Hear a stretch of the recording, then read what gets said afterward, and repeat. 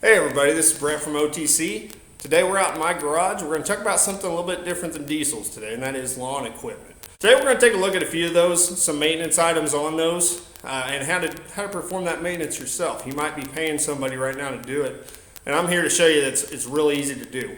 You need a few basic hand tools, and that's really it. A few of those hand tools that we're going to be using today: a simple ratchet, an extension, a socket for a spark plug, a longer extension, as we'll see we'll need later on, and an oil filter wrench, as well as a flat bladed screwdriver. First thing with this type of engine, this one actually has a drain plug in the bottom, okay? And on a lawnmower, push lawnmower, this same engine's on a lot of push lawnmowers, sometimes a little bit bigger, same design though. Most of the time there's a drain plug up underneath the crankcase area.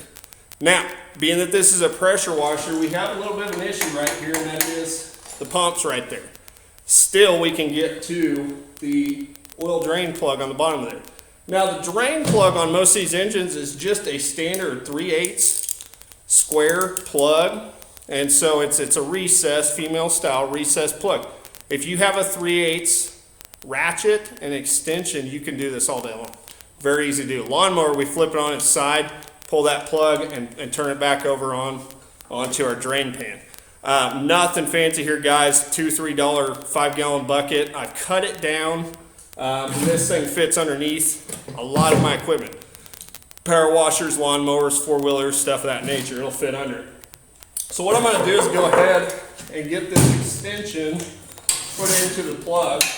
And this type of extension has a ball detent, so it puts a little pressure. It'll actually stay in there. Some extensions may not have a ball detent, and they may not stay in there. Okay, what I'm going to do now is put my pan underneath it and get my ratchet on here, and we'll have to take a look on here. Now, this may be something you've been taught, maybe you've never heard it before, but with normal standard threads, it's righty-tighty, lefty-loosey. Looking at this is upside down, so keep that in mind. Think from laying underneath it standpoint, which way is left and which way is right. So it takes a few turns, and I'm going to go ahead and take the ratchet off now because it's loose enough I can get it by hand at this point. And if I can get it back in to the plug area. A little hard to see underneath here. Okay, and it's okay to tilt this, and if you have a riding lawnmower, you're going to have to tilt it up anyways, unless you put it up on something and get underneath it, but we can tilt this. Just make sure you're over your bucket. We don't want to spill any oil. Okay, so now our oil's draining. I'm going to show you guys this drain plug. It is a magnetic type drain plug, and so it catches any kind of little metal particles, and you're always going to have some metal particles on there, guys. It's fine when they're real fine. This feels less gritty than sand for sure. It kind of feels like a paste, maybe like peanut butter paste a little bit. Kind of sticky, not gritty. I can't feel any sharpness. That's good. If we were to pull this plug out and find metal shavings or large chunks on it, that's going to indicate we have a major problem. Internal failures, wear, something of that nature, and we don't want that. So right now, this is just gravity draining down into my pan. Another thing with these engines, guys, they don't hold a whole lot of oil, okay?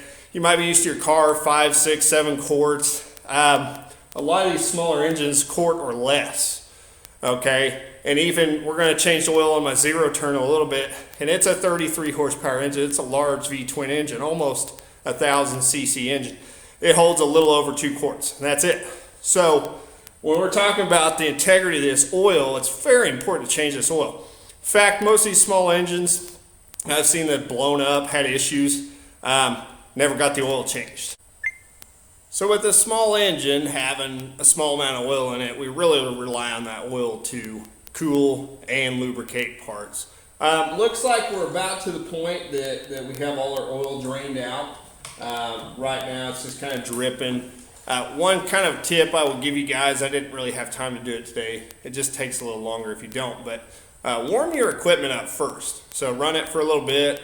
What that does, get the oil moving, circulating around, kind of stirs up anything that's in the crankcase or the oil pan. Warmer oil is going to pour out a little bit easier than thick cold oil. It's about 40 degrees out today. It's a little chilly for April, but so the oil's kind of thick on things today. But I did warm up the zero turn, which we're going to look at later. This one I didn't warm up because with a pressure washer, you really don't want to run the engine without having water supplied to the pump itself. You can actually burn up or hurt the pump on a pressure washer without having water ran to it. So I didn't warm this up, but in any case, let's get back to it. What I'm going to do is clean off my drain plug, my drain plug. Since it is magnetic, I want to clean that off, get it nice and shiny. And we're going to go ahead and tip this and get our plug back in. I'm going to keep the pan underneath it because it's still got some oil drips on this pump.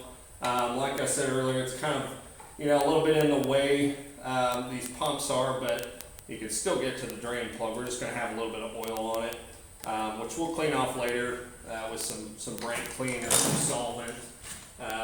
You can pick up, any store, any parts store, any grocery, Walmart, something of that nature. You can pick that up anywhere. So, in any case, what I'm going to do is go ahead and get this drain plug tightened back up. Now, these are a pipe thread type fitting, meaning they get a little bit wider as you go. And we don't need to hulk them on, but we do need to give it a little bit of snugness. If you want to get real technical with it, there is a torque spec for every bolt, every plug out there in the world.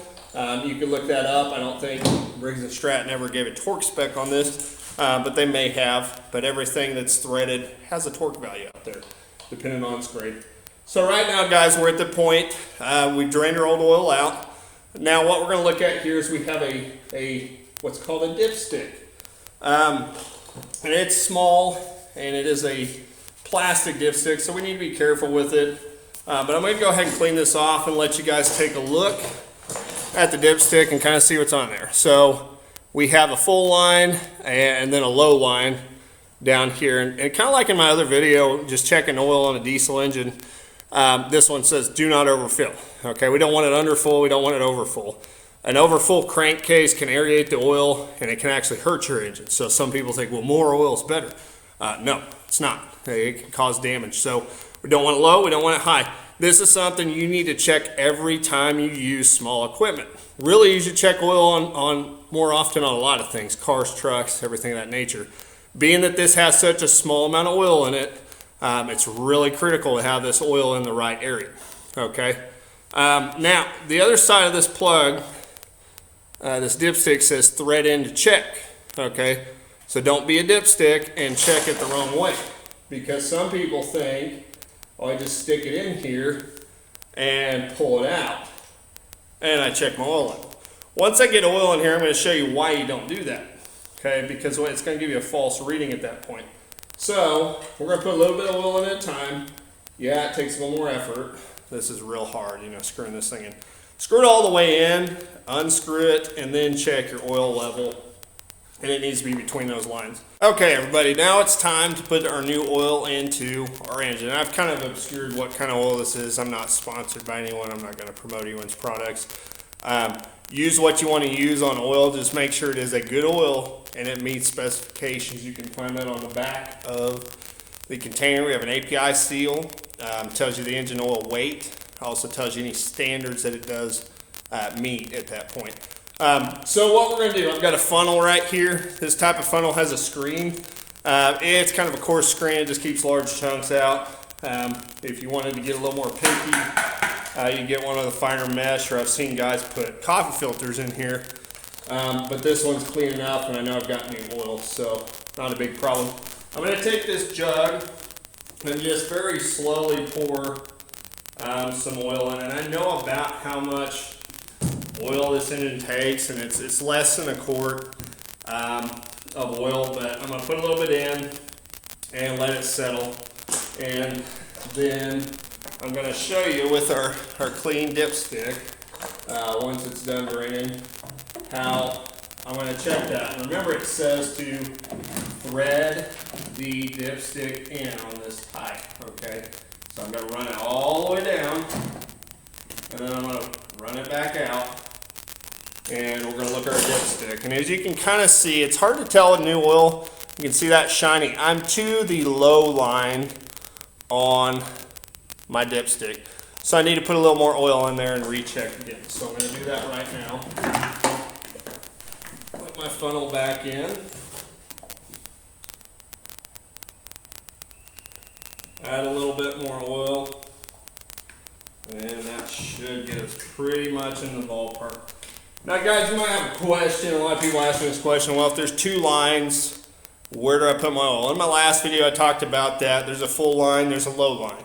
Anywhere in between that is safe to run.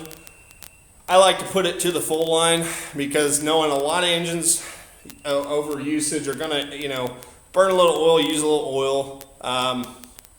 Hopefully not in a rapid fashion. That indicate a problem. But between oil changes on these small engines, we're gonna lose a little bit of oil, especially as they get older. So put it to the full line if at all possible. When you check it before you use your equipment, put it back up to the full line if it needs to. So I'm going to clean my dipstick back off. Again, can't stress this enough, thread it in on this type. Otherwise, if I don't thread it in, guys, it's going to actually read low when it's actually to the full mark. That's how little bit of difference there is there. Okay.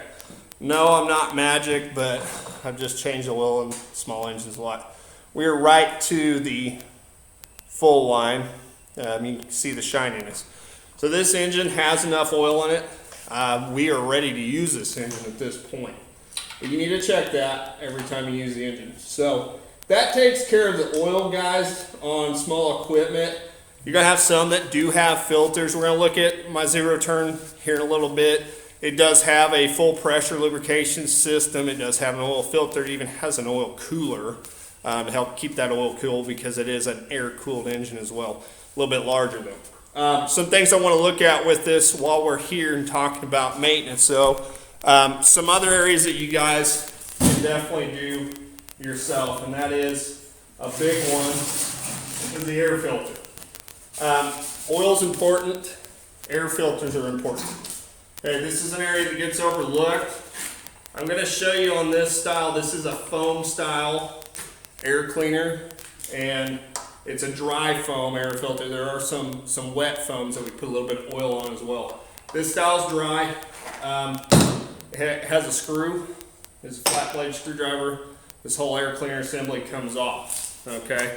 What I want to look at, guys, is you take this, and you can buy these brand new at Walmart. They're about $6 or $7. Not promoting Walmart, but I know that's where I can find them if I need one.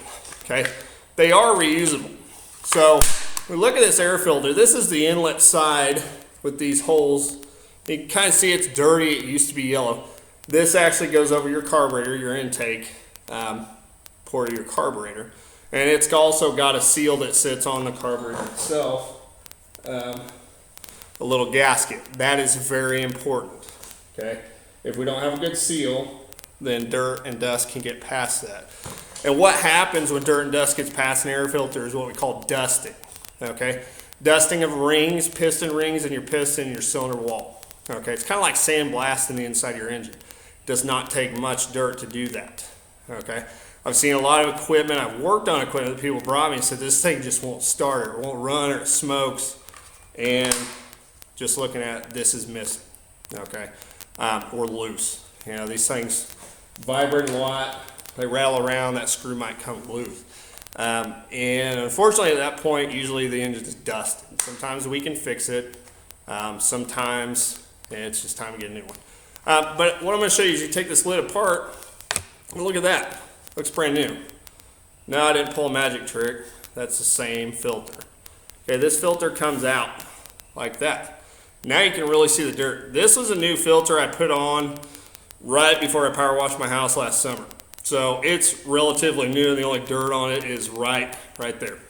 Now, I told you this is a dry filter. Okay, it's a sponge material. There's some older filters out there that are oil bath that you need to oil them. What Briggs & Stratton says on these is that new, you really don't have to do much to them, but once you wash them, and you wash these with soapy water, Dawn dish soap works well. Okay, because it releases grease, dirt, all that stuff. soak it up like a sponge, guys. You're not going to hurt this thing. It's sponge material. Any case, you can wash it. You need to let it dry completely, air dry completely. And then they say use a little bit of oil.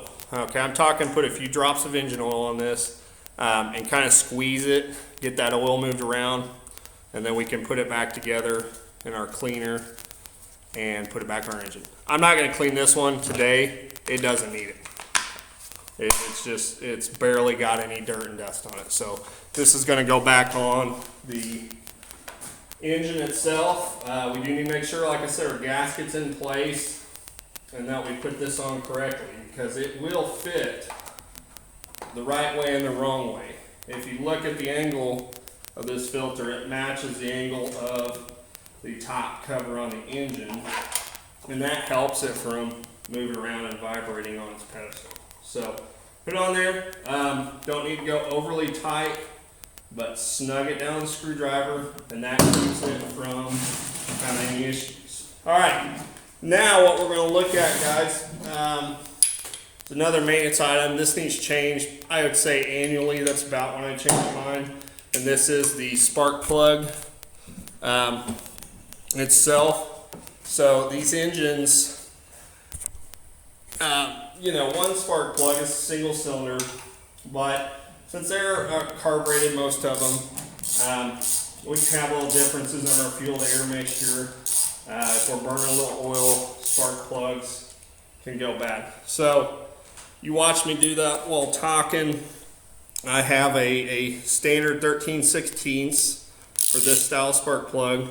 This is a spark plug socket. It has a rubber grommet inside there that actually grabs the spark plug and keeps it from falling out. There's magnetic types.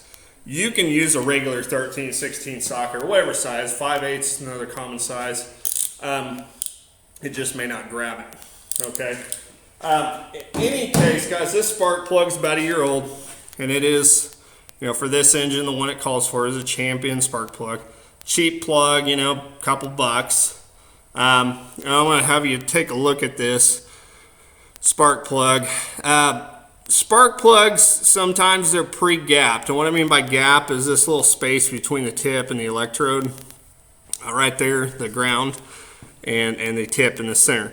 That gets opened up over time as the spark plug gets older. They come in a box preset at a certain value. Now that may not be the right value for your engine, so you may need an engine manual or look up online for your engine the correct spark plug and the correct gap. We won't go too much past that, but most of these small engine types are pre-gapped if you get the correct part number for your engine. Okay, now putting a new one in, I'm not going to put a new one in today. This one still looks fine. It's got good color. It's not dark. It doesn't have any too much wear on it. It really has less than 10 hours on it, so there's no reason to do it. Now your push mower, you may use more than 10 hours a year, so it'd be a good idea to change that every year. One thing I can't stress enough, guys, when you put a spark plug in, start it by hand. And if you can thread it in a couple threads by hand, everything's good. Sometimes people get them what's called cross-threaded, and they may not notice it if they start it with a ratchet or, the ultimate sin, using an impact or a drill driver to run a spark plug in. You don't need to do that. You don't need an impact unless you're working on a certain Ford 3-valve Triton engine. We won't go down that road. Okay, torque spec on there. Spark plugs have a torque spec. Okay, I'm going to grab my torque wrench. We're going to set that. Most people do not have a torque wrench at home, so I'm going to show you that. Snug it down. Okay, doesn't need to be terribly tight, but if we have a torque wrench, we're going to use a torque wrench. And this is an area that often gets over-tightened or under-tightened. So hopefully that helps you guys out with this. Don't forget to put your spark plug wire back on. And at this point, we can put some fuel in this thing and fire it up. It's ready to run.